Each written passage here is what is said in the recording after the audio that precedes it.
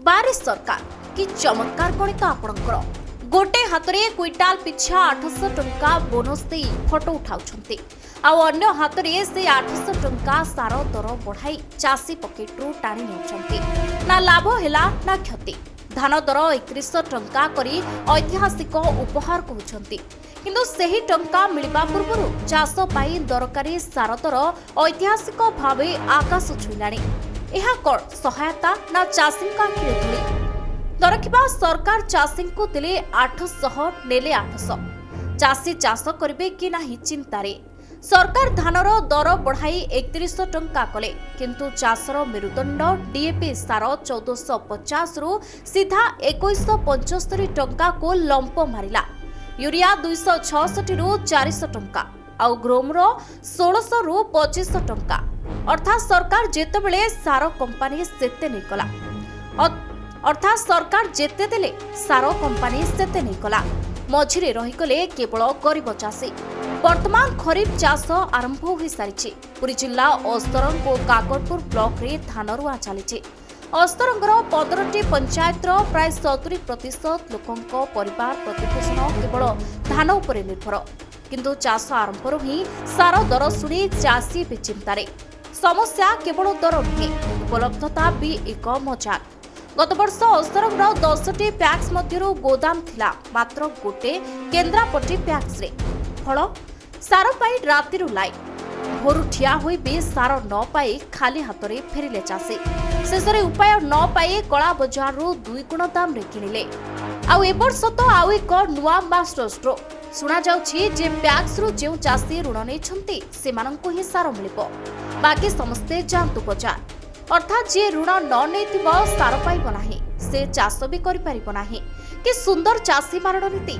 अस्तरंग बजार सार व्यवसायी माने कहउछंती कंपनी माल देउनी जहा आसुछि तार दर आकाश छुईलाणी। चाषी कुआडे जिवे। सरकार कहउछंती आमे चाषीको हित चिंता करूछु तेणु धान दर बढ़ाइलु किंतु सेमाने भूली गले जे चाषी धान बिकिबा आगरु चाष करबा को पड़िबो आ चाष पई दरकार सार जहार दर भी ठीक सेतिकी बढ़ी सारिछि। अन्यपटे अस्तरंग ब्लॉक कृषि अधिकारी बी अर्पिता कहते सफेई दे चाषी माने नानो लिक्विड व्यवहार करंतु।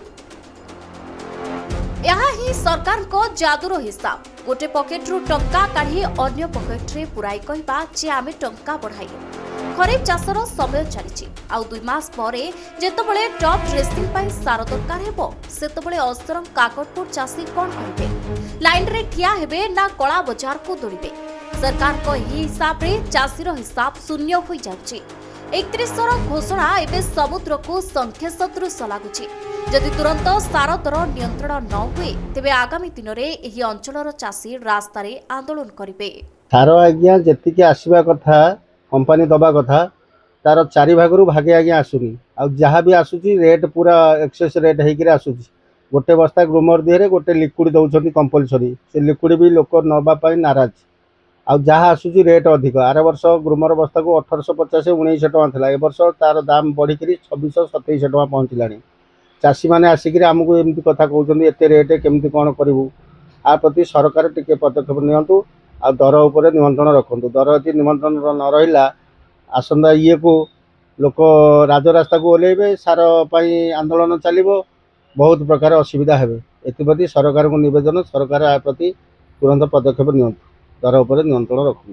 नमस्कार मो ना है डॉक्टर बी अर्पिता मु ब्लॉक एग्रीकल्चर ऑफिसर अच्छी अस्तरंग रे।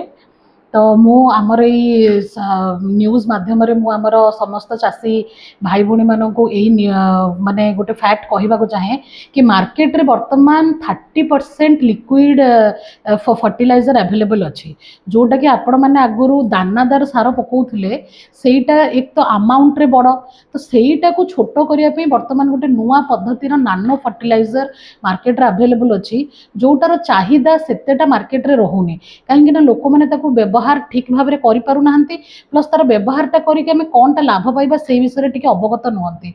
तेणु मु आपण मानकु माने एई संदर्भटा दबाकु चाहे कि आपण माने जो फेज वाइज सार पकाउचंती एटलिस्ट जोटा माने हमर गर्भ समय रे कि तापर फूल उडा पूर्वरु जो लास्ट सारटा दउचंती जो माने दउचंती ग्रोमर दउचंती बा यूरिया दउचंती से जगह रे आपण दानादार सार पकेबा बदल रे एटलिस्ट नानो फर्टिलाइजर टा यूज करंतु तो सेटा कोन गच्छ बड़ हे कि थाए माटी रे सार पड़िबा कष्ट हुए तेणु आम जब डायरेक्ट पत्र उपर तार माने सार लिक्विडटा पकई पारे सेटा पत्र माध्यम शीघ्र माने गच्छ ग्रहण करे आ गच्छ को सेटा शीघ्र मिले तार फलटा भी शीघ्र मिले यार एनवायरमेंट उपर भी सेमती किछि लॉस माने सेमती किछि नेगेटिव इफेक्ट नाही तेणु अंततः माने आम चाषी भाई भाई मान अनुरोध करुच्ची आपण मैंने थरे यहाँ व्यवहार करूँ आपण मैंने व्यवहार करके निजे यार जो साइंटिफिक रिजल्ट को निजे अनुभव करूँ कि नानो फर्टिलाइजर कौन माने से कौन आमको लाभ दे पार यार प्राइस भी सेते हाई ना प्लस यहाँ आपण को माने पॉकेट फ्रेंडली माने जोटा आम प्रधानमंत्री कहले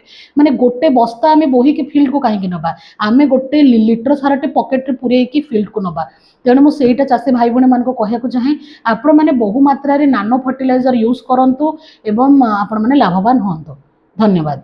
लक्ष्मण मुदुली बेगुनाथ चाषी चाष आउ कौन कहू सार तो मिलूना आर वर्ष एमती सार मिललानी आमती अधिका रेट्रे कौटी सार मिलला ताले सेमती धान चाष है आ वर्ष तो सेमती धान रुआ है आस पर रुआ हम एबे तो सार ग्रोमर 3000 टका कहते यूरिया 2000 टका आम सार किणु केमती चाष करूँ चाष कले सीना मंडी की आम धान देवु आसेपटे मंडी की धान दे 800 टका जो सब्सिडी पाइलु से एपटे अधिका गला सार पाई आदि सरकार या किसी पदक्षेप नेबे ताले आम चाष करूँ ना चाष केमती करूँ। मो ना वीरभद्र बराड़ मु हूँ बेगुनी अस्तर गोटे चाषी गला वर्ष तो सार पे जो समस्या समस्या आम राति सारा लाइन देकरी सकाळू देखला बेलू सकाळू आम फेरैले कहले ना सार ना सेठू फेरिकी आसिल तापर याडू साड़ू करें आम सस्ता जो सार 100 टका आम 400 टका 3 गुण 4 गुण देकर सार आणिक गला वर्ष चाष कलु जहाँ गला वर्षर समस्या तो जहाँ थी ए वर्ष समस्या ताठार आहरी अधिक ये सरकार आम करुँच कौन आमको तो 800 टका सब्सिडी देला इे तो सारे आम 1500 टका नहीं सारे सार गोटे बस्तार आम करूँ कौन चाष करूँ केमी आम मैंने निजे बचबू केमी आ सरकार कौन धान मंडी की देवु ए वर्ष तो धान पड़िया ही बिल पड़िया ही पड़िया ही ए वर्ष तो धान तली खंडा सार पकड़ आमर जो ये धान रुआ बेलू जो सार आसो से सारे आम करूँ कौन बर्तमान तो सार हूँ ग्रोमर हूँ 3000 टका यूरिया है 2000 टका पोटास है 2500 टका करूँ कौन आम केमी चाष करूँ चाषी तो एवं पूरा संपूर्ण हताश हो सारे।